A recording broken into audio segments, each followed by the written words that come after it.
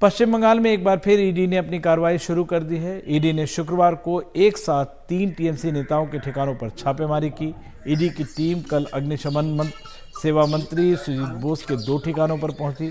वहीं दूसरी टीम ने मंत्री तापस राय के ठिकानों पर छापे मारे। हाल ही में ईडी की टीम टीएमसी नेता शाहजहां शेख के घर पर रेड के लिए पहुंची थी। तब करीब 800 लोगों ने ईडी की टीम पर हमला कर दिया था।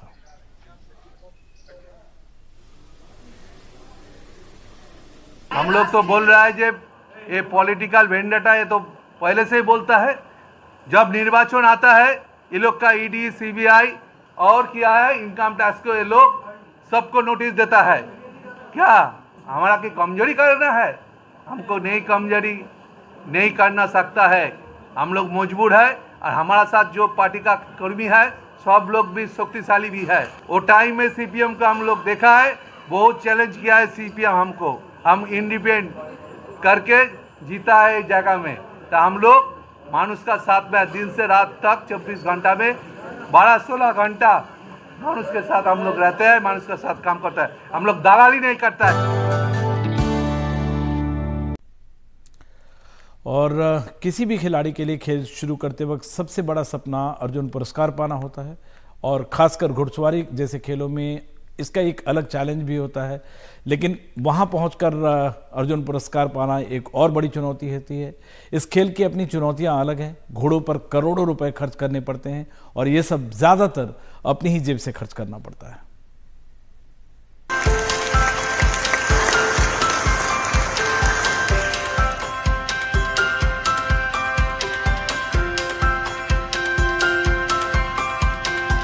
बात एक ऐसे स्पोर्ट की जिसे भारतीय स्पोर्ट नहीं कहा जाता है और लेकिन इसमें एक पाथ ब्रेकर का काम किया। अनुष अग्रवाल हैं जिन्हें ये अर्जुन अवार्ड मिला है। और इससे भी बड़ी बात है कि इन्होंने एशियन गेम्स में एक इतिहास रचा, गोल्ड मेडल जीता और उसकी वजह से ये अर्जुन अवार्ड मिला है। अनुष अपने परिवार के साथ हमारे साथ हैं।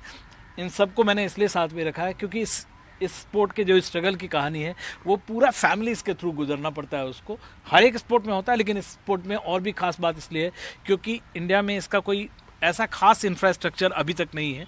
लेकिन आप लोगों ने जो पाथ ब्रेकिंग काम किया, आपको लगता है कि और भी अनुष आएंगे?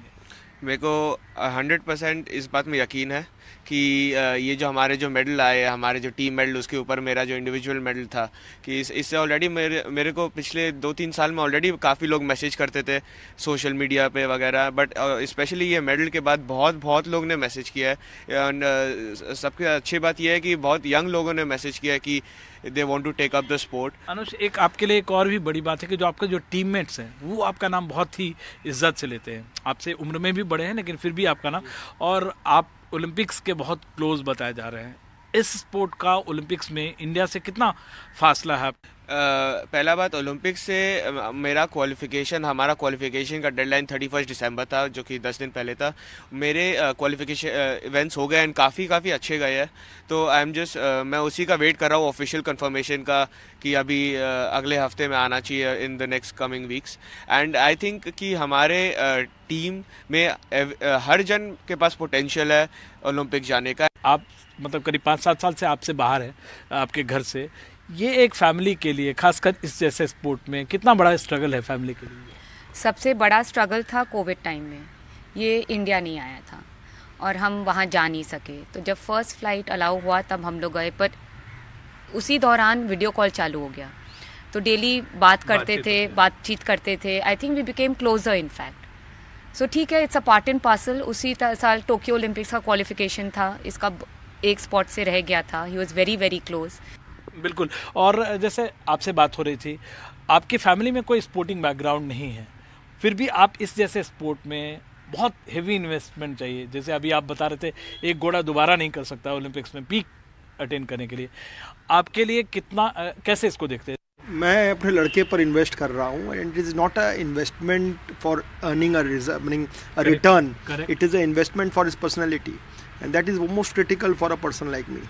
और आपको लगता है कि जैसे आपको ये अर्जुन अवार्ड आपके फैमिली के लिए, किसी के लिए भी सबसे बड़ा मोमेंट एक तरह से लाइफ में होता है?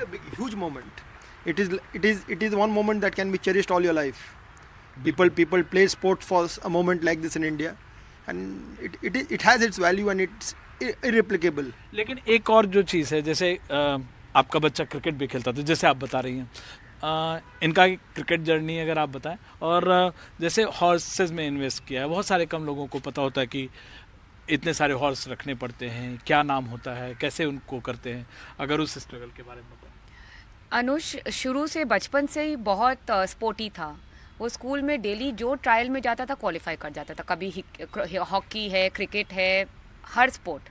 तो इसका ही चॉइस था राइडिंग में कंटिन्यू करने का। सो इसका मेहनत आपने क्रिकेट भी ओपन रखा हुआ था? इसके लिए सब चीज़ ओपन था। और अंडर 16 खेले भी? अंडर 16 इसको इनविटेशन आया था ज्वाइन करने के लिए, तब इसको चॉइस दिया गया था। बिकॉज उसी साल 11 साल की उम्र में ये दिल्ली भी हमने एक ट्रेनर के लिए इसका ट्रेनिंग के लिए सेटअप करा था। तब उन्होंने बोला था आपको एक स्पोर्ट चूज़ करना होगा। इसने राइडिंग चूज़ किया।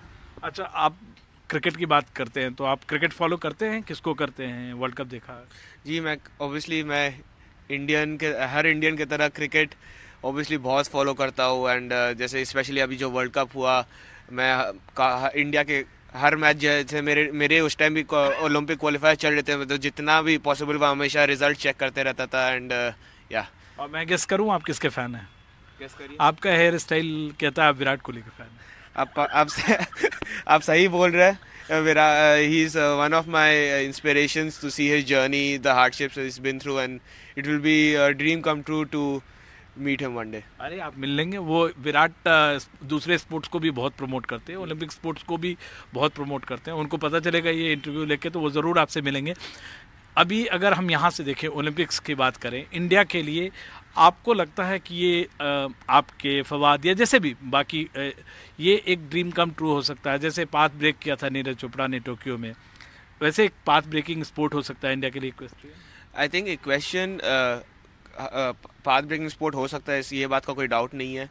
And specially Olympics, I think it's the ultimate goal for every athlete in every sport, not only equestrian. And अभी तक आज तक equestrian में, ड्रेसाज में आज तक कोई क्वालिफाई किया नहीं है ओलंपिक्स के लिए। तो I hope to be the first one. Final word ma'am आपसे जानना चाहूँगा, क्या ये तो एक ड्रीम कम ट्रू हुआ है, लेकिन इसने आपके सपने को बड़ा कर दिया है? बहुत। मैंने अर्जुना अवार्ड का भी कभी सोचा नहीं था, तो गॉड इज़ काइंड, उसने इतना दे दिया। तो ये है अनुष और उनका परिवार। और इक्वेस्ट्रियन में इन लोगों ने, इनकी एक अलग संघर्ष की कहानी है, लेकिन इन्होंने भारतीय टीम को और भारत के खेल प्रेमियों को एक गौरव पहुंचाया और इसलिए इन्हें ये सम्मान मिला है। दिल्ली से कैमरामैन गौरी प्रसाद के साथ विमल मोहन, एनडीटीवी इंडिया। अयोध्या में रामलला की प्राण प्रतिष्ठा से पहले बीजेपी के वरिष्ठ नेता लालकृष्ण आडवाणी का बड़ा बयान सामने आया है। राष्ट्र धर्म पत्रिका के विशेष संस्करण में उन्होंने लिखा कि नियति ने यह तय किया था कि अयोध्या में भगवान राम का भव्य मंदिर बनाया जाएगा। 1990 में रथ यात्रा आरंभ करते हुए नहीं पता था कि ये देश में आंदोलन का रूप ले लेगी। उस समय वर्तमान में देश के पीएम नरेंद्र मोदी सहायक थे, वे पूरी रथ यात्रा में साथ रहे, लेकिन भगवान राम ने अपने अनन्य भक्त को उस समय ही मंदिर के जीर्णोद्धार के लिए चुन लिया था। साथ ही उन्होंने कहा कि अयोध्या आंदोलन उनकी राजनीतिक यात्रा में सबसे निर्णायक और परिवर्तनकारी घटना थी। रामलला की प्राण प्रतिष्ठा में नरेंद्र मोदी हर भारतीय का प्रतिनिधित्व करेंगे।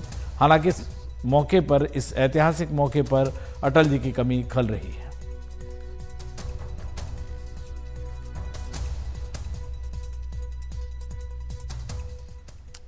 और अयोध्या में प्राण प्रतिष्ठा की तैयारी युद्ध स्तर पर चल रही है। कल राम मंदिर निर्माण समिति ने राष्ट्रपति द्रौपदी मुर्मू को न्योता दिया।